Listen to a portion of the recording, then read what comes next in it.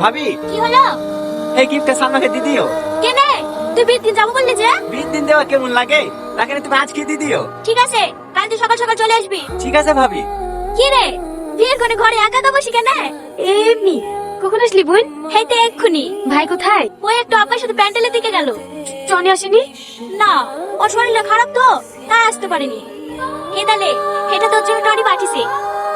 Tony পাঠিয়েছে? হ্যাঁ, বস, মা কি করছে দেখি কি।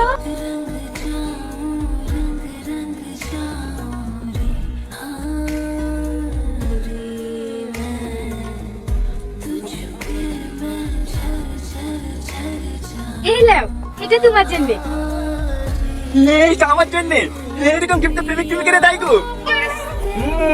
বুঝতে পেরেছি, এটা তুমি আর এটা আমি, তাই না?